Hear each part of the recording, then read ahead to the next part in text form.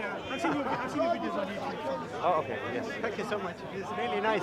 Became an atheist. Okay, you used to be a Muslim and you became an atheist. I left when I was 16.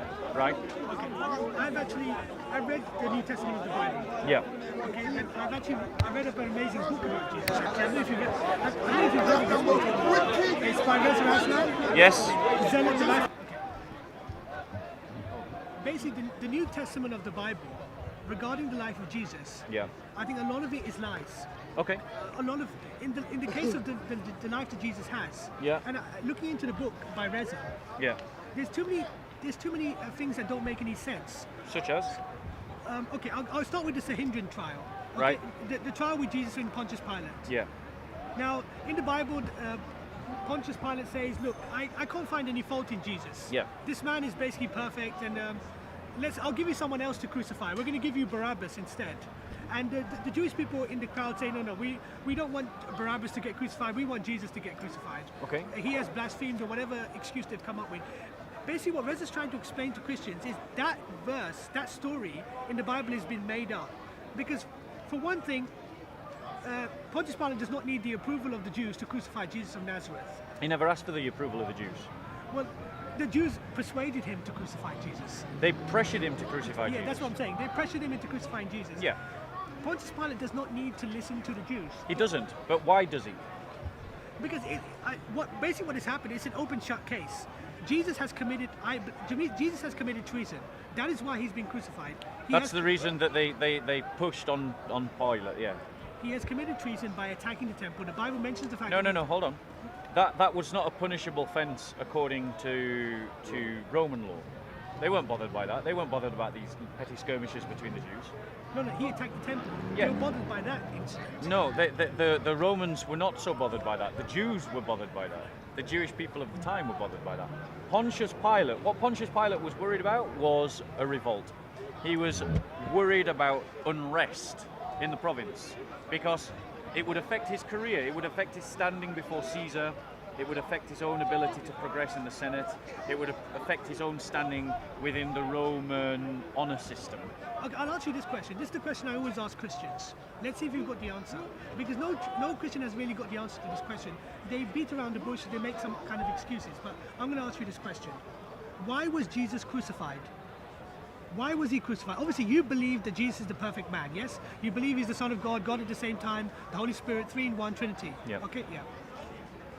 Why would someone who is perfect, why would a perfect person be crucified? A perfect person is someone who doesn't make a single mistake. Can I ask a question? Are you looking for the theological answer or the historical answer? I've got the answer. That's why I'm an atheist. Well, no, you're asking me a question, Yeah. and I need to clarify in what way you're asking that question. Are you asking theologically or historically? I would say in this context, historically. Historically. So the reason why Christ was crucified historically was that the Jews were wanting him dead because he claimed to be God and he claimed to be the Messiah. Okay. And that's why they wanted him dead. But they didn't have the authority to kill anyone. They had to take it to the Roman governors for that to happen. The Roman governors were not interested in the petty little squabbles of the Jews about this teacher saying this or that teacher saying the other. They didn't really care. So when the Jews came to Pontius Pilate, they changed their accusation to he has made himself king and there can be no king but Caesar. So they turned it from a theological issue to a political one. And Pontius Pilate was concerned for his own reputation, for his own standing, for his own benefit, that there shouldn't be revolt or disturbance as there often was in Palestine. So he acquiesced to the Jewish demand to have him killed, despite trying to have him not killed. So that's the reason historically why he was crucified. Do you believe that Jesus has done nothing wrong in the case that he's been crucified for no reason? Is that what you're saying? Yes, So he's done nothing wrong? I believe that. You understand attacking the temple was treason? Because the temple is under the jurisdiction of Rome. So by attacking the temple, he's indirectly attacking Rome. So that is high treason. I spoke to an evangelical Christian called David Lynn. He came to Speaker's Corner, I remember a few months back. Yeah. Yeah, I spoke to him. And even he admitted, even David Lynn, the Canadian evangelical Christian, even he admitted that Jesus probably committed treason. Can I reply? Because I think my reply will help to elucidate this conversation. We Christians don't judge what is right and what is wrong by what the law says. The state says that abortion is okay. We Christians say it's wrong. Okay, yeah. The state says that the definition of a family is whatever you want it to be. Yeah. We Christians say that is wrong. I agree with you. One regarding second. that issue. We Christians say that it is good and acceptable to adopt. Sharia law has no concept of adoption. So what the state says is right and wrong is not of any consequence to us. When I say that Christ did nothing wrong, I mean that he did not break God's law in any way. Whether he broke the laws of the state, we can debate. But for me, if you break the laws of the state because you're keeping God's law, you've done nothing wrong. He still got crucified. He still committed. He was crucified. He Yes. still committed treason, I believe, 100%. Wait, I am telling you that from a Christian point of view, that if to follow God's law you have to commit treason, you're guiltless. You have committed no crime. But you see, you're doing the stuff. You're a very good Christian. You're doing what every Christian should do. You are defending Jesus. Yeah. That is your job as a Christian. Like the job of a Muslim is to make excuses for Muhammad. Yeah. That's what every Muslim does. Your argument that the disturbance in the temple that's recorded in for It's not example, a John disturbance. 2, Jesus attacked the temple. That is a fact. The What- Bible even mentions it. What in John 2, what he does is he overturns the money changers' tables and he drives out the animals. And there was a fight and a disturbance inside the temple. And Christ upset a lot of people that day. Yeah? But that was not constituted as treason towards the Roman state. Let me give you an example of what is treason to the Roman state. Treason to the Roman state is what happened to the earliest Christians, who, when they were commanded to give homage and worship and glory to the Caesar as a god, they refused. They wouldn't put the salts on the burning incense to give the worship to Caesar, because that was to say that Caesar was Lord. And Christians would reply, Christos Kyrie, or Kyrie is Christos. Christ is Lord. Not Caesar, not Kaiser is Christos. Sorry, not Kaiser so is you Kyrie. believe in the whole story regarding it, the fact that even Pontius Pilate's wife gets involved, that she had a dream of Jesus and this man is innocent. Don't you think? Yes, I believe that. Don't you think all of this has been made up? No, I don't. I think the resurrection is the biggest lie in history. I don't think it happened. So you're saying it's a lie? Yes.